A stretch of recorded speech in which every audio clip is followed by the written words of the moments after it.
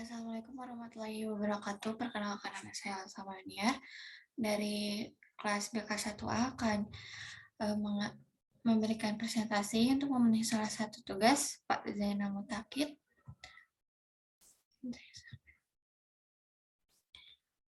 Materi yang akan saya bawakan yaitu syirik dan bahayanya bagi manusia.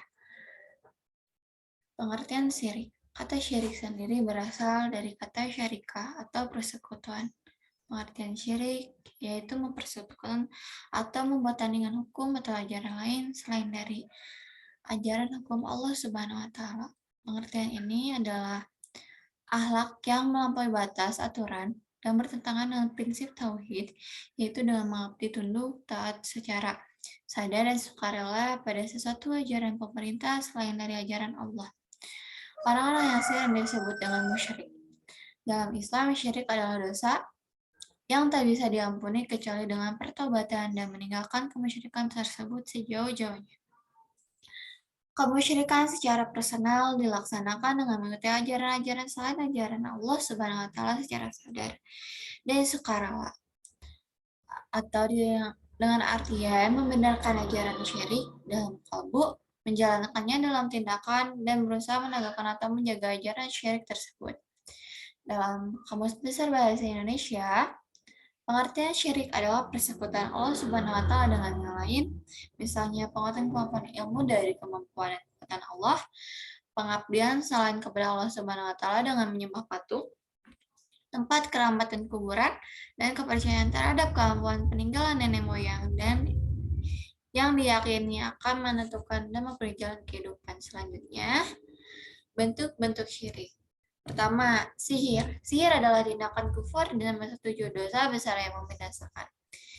Sihir mengakibatkan bahaya dan tidak bermanfaat. Allah Subhanahu wa taala berfirman, mereka mempelajari sesuatu yang mencelakakan dan tidak memberi manfaat kepada mereka. Quran Surat Al-Baqarah 102. Selanjutnya, menyembah kuburan. Menyembah kuburan berarti meyakini bahwa para wali yang telah meninggal bisa memenuhi kebutuhan dan menyingkirkan musibah, serta memohon pertolongan dan bantuan kepada mereka 24 jam. Allah Subhanahu wa taala berfirman yang artinya, dan Rabbimu telah memerintahkan agar kamu jangan menyembah selain Dia. Quran Surat Al-Isra. Selanjutnya, tatayur. Tatayur adalah menganggap mendapati kesialan karena hewan, seseorang syirik karena pelakuan bergantung pada selain Allah, dengan keyakinan mendapat bahwa bahaya dari makhluk yang tidak mempunyai manfaat atau mudarat untuk dirinya sendiri. Padahal segala sesuatu termasuk keberuntungan atau kesialan telah ditetapkan oleh Allah Subhanahu wa taala untuk menimpa siapa yang dihendakinya.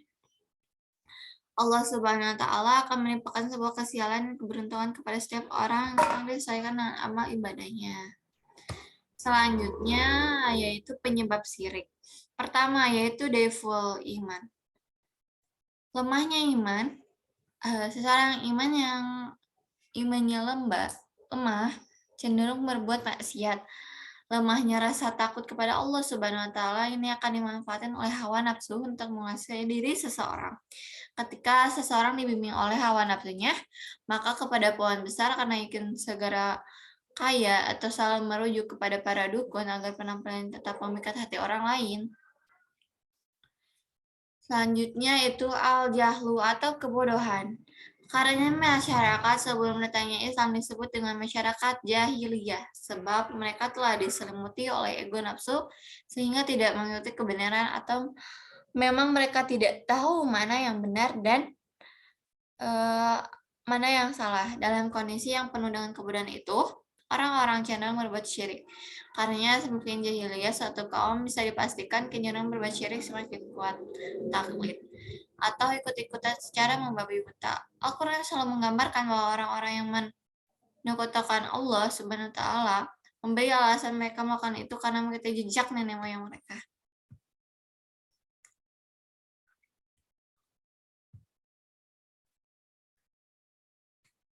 Selanjutnya, tafsiran ayat dalam surat Al-Baqarah Taubah ayat ini Dengan sifat-sifat yang disebutkan di dalamnya untuk pribadi Nabi Shallallahu Alaihi Wasallam menunjukkan bahwa beliau telah memperingatkan umatnya agar menjauhi syirik yang merupakan dosa paling besar karena eh, inilah tujuan utama diutusnya Rasulullah SAW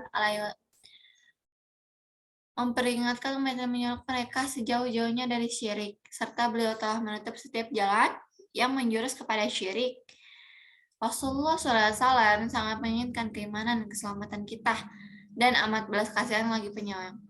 Rasulullah SAW melarang untuk menziarahi kuburannya dengan cara tertentu, yaitu dengan menjadikan sebagai tempat perayaan. Pada ziarah ke kuburan beliau termasuk amalan amat yang baik. Rasulullah SAW melarang untuk memperbanyak ziarah kubur. Selanjutnya, menganjurkan untuk melakukan sholat sunnah di rumah. Telah menjadi ketetapan di kalangan kaum salaf bahwa menyampaikan sholawat untuk Nabi tidak perlu masuk di dalam kuburannya. Alasannya bahwa ucapan sholawat dan salam dari seseorang untuk beliau akan sampai kepada beliau dimanapun ia berada, maka tidak perlu harus mendekat sebagai diduga oleh orang yang mendekati demikian.